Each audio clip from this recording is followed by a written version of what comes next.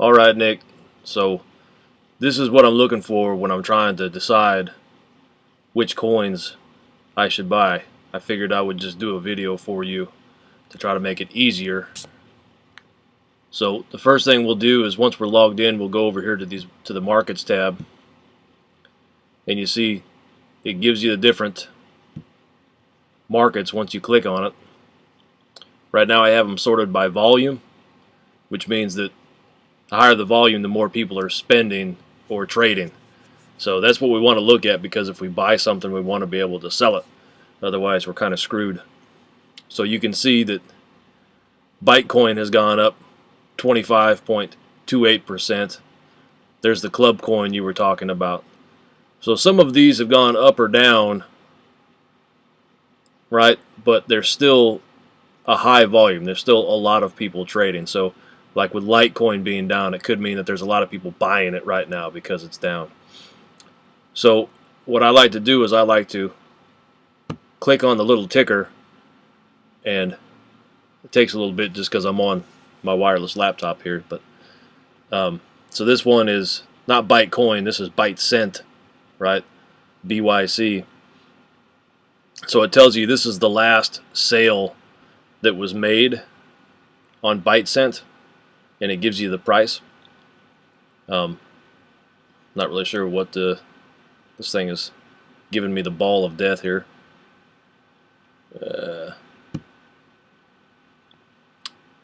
Alright, so it pulls up the chart, so it tells you basically this is how much volume. So there's 25 Bitcoin worth of ByteCent being traded right now.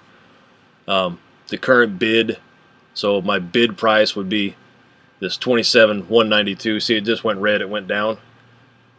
The asking price would be if I'm trying to sell it. That's what I would want to ask for. So if you wanted to buy it quickly, you would offer somebody's ask price. Like if you thought it was going to go back up really quick, you'd just immediately offer the ask price, and you would probably get your be able to buy it really soon. But if you thought it was going to drop down maybe a little bit more, you could offer the bid price or the last price and see if you can get it for a little bit cheaper. The 24-hour high, this is the highest price that it's been in the last 24-hour period, and right below it is the lowest it's been in the last 24-hour period. So one thing I like to do is I like to switch this over to 1 day, right? I like to look at it in 1 day increments, and it takes a second for it. And then so this is a 2-week period. So every one of these little candlesticks right here is 1 day, and from this end all the way to this end is 2 weeks. You see down here it gives you the dates, and if you move the little mouse, you'll notice it gives you red numbers on the side that change. So that's how you can tell easily like what that price was at what date. So on December 8th it was 22980, right? And then on December 15th it was 21207 was the price. So if you want a coin that's got a lot of history, you can just click on max, and what that does is it shows you this is when the coin launched over here in November 3rd of 2014, and you can tell the value went way up there when it first launched, and then it's tapered off. And so this one has stayed kind of at the same rate, little jumps here and there throughout, the year and 2 months or whatever that this coin's been alive. So it lets you know that ByteCent is kind of stable, and that's just kind of where the price is. You're not going to get any significant jumps out of this coin.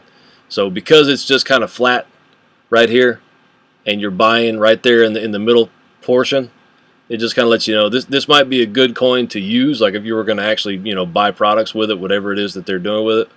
But probably not a good coin to waste your time and effort into investing for trading. So we'll go back to markets, and then we'll look at something else that's gone up, like this, whatever this BTCD is. We'll look at this.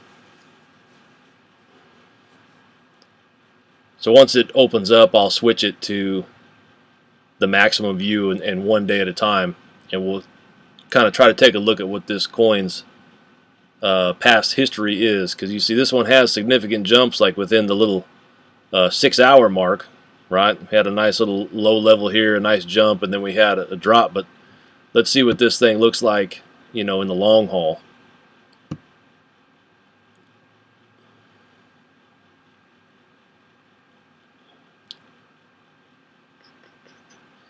So once again, oh, hold on, it switched me back to 2 weeks. Hold on, let me go to the max.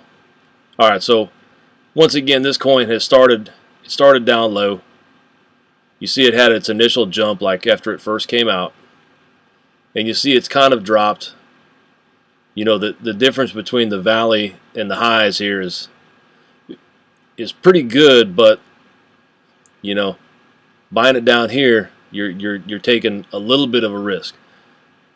So this coin right here would be something that I would consider purchasing, because it has good little peaks and valleys, and they are consistent, and because it had a peak, valley, another peak, and another valley, and right now you would be buying it on the bottom end of the valley, right?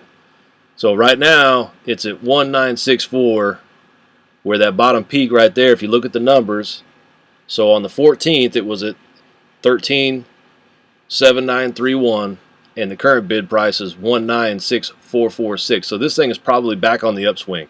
So if you were going to buy this coin, you would want to bid maybe just a little bit higher than this bid price and see if you could get it. You wouldn't want to get the ask price though, because it's taking an upswing and you don't know if it's going to jump down some more. You may be stuck with this coin for a while. So one thing you can do is you can scroll down here and it tells you, so these are the current buys, this is the price. So all of these happened today. So at 3:18, and this is in my time, this is my time zone, it's only 4:33 here. So an hour ago, you know, these things were selling at this price, or people were buying at this price, and then this joker, he sold one at this price right here. That was the most recent at 356.